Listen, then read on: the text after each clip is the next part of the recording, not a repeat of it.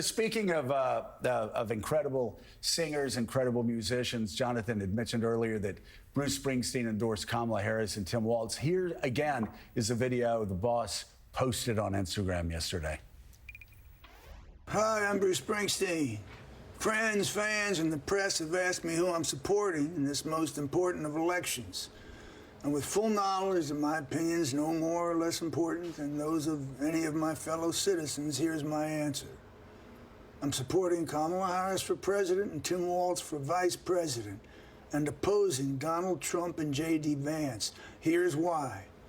We are shortly coming upon one of the most consequential elections in our nation's history.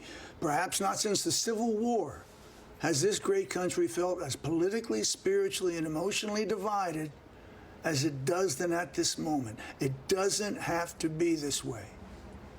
The common values, the shared stories that make us a great and united nation are waiting to be rediscovered and retold once again. Now that will take time, hard work, intelligence, faith, and women and men with the national good guiding their hearts. America's the most powerful nation on earth, not just because of her overwhelming military strength or economic power, but because of what she stands for, what she means, what she believes in. Freedom, social justice, equal opportunity, the right to be and love who you want. These are the things that make America great. Donald Trump is the most dangerous candidate for president in my lifetime. His disdain for the sanctity of our Constitution, the sanctity of democracy, the sanctity of the rule of law, and the sanctity of the peaceful transfer of power should disqualify him from the office of president ever again.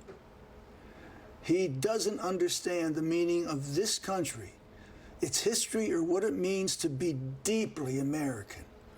On the other hand, Kamala Harris and Tim Walz are committed to a vision of this country that respects and includes everyone, regardless of class, religion, race, your political point of view, or sexual identity. And they want to grow our economy in a way that benefits all, not just a few like me on top. That's the vision of America I've been consistently writing about for 55 years. Now, everybody sees things different, and I respect your choice as a fellow citizen. But like you, I've only got one vote, and it's one of the most precious possessions that I have. That's why, come November 5th, I'll be casting my vote for Kamala Harris and Tim Walz. Thanks for listening. Let's bring in Washington Bureau Chief for the USA Today, Susan Page, also senior political columnist for Politico, Jonathan Martin, and New York Times investigative reporter Michael Schmidt. Hey, J. Mart, talk about the Springsteen endorsement and how the Harris campaign likely wants to use that. Well, I think they obviously want to use it with people who are in the political center, people who are, living in a handful of battleground states, and frankly, probably white folks who are Springsteen fans, Springsteen admirers, Springsteen devotees, who, are going to be persuaded by his rhetoric. Also, I think importantly, Joe, apolitical people, and the industry, they're called low information voters, the kind of people who are not engaged in this election, haven't really tuned in at all, except for the kind of some vague concept that we have an election. And you get a celebrity like that in front of them making an impassioned case like Springsteen did, and maybe you can reach a few folks who had largely checked out from politics or never even checked into politics in the first place. Yeah, I mean, you look at Taylor Swift, a Pennsylvania native, and of course, a lot of people mocking that until you find out that 500, 600,000 people probably by the end registered to vote, registered to vote, and will most likely, at her urging, a good number of those possibly go out and vote. And here's Springsteen. And with Springsteen, it may be something different. There are a lot of people, as we talked about last hour, a lot of people that voted for Donald Trump in 2016 that don't like the guy at all. We hear it over and over again. I hate him. He's obnoxious.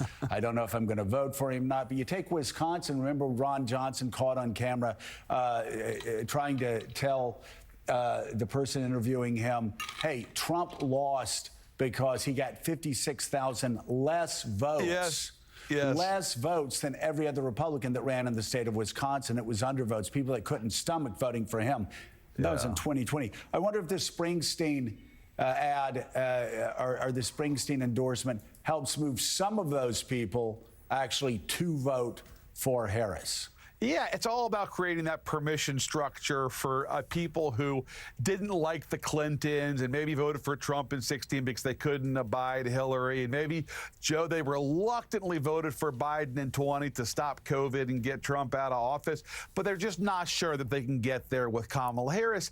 This is a way of getting Trump back front and center and saying that, look, you're voting against Trump here, and Kamala Harris effectively is the vehicle to block Trump's return. And if you don't like Trump, you don't want him back in your living room for 4 years, well, there's one way to do that, and that's to make Kamala Harris the president. And by the way, Joe, those votes count just the same as an enthusiastic vote for Kamala Harris. It doesn't matter if you're voting largely against Trump. As long as you pull that lever for Harris Walz, it counts just the same. And she, by the way, is depending upon those people who don't have a lot of confidence in her or are uneasy about her, but just cannot stomach the thought of Donald Trump as president again.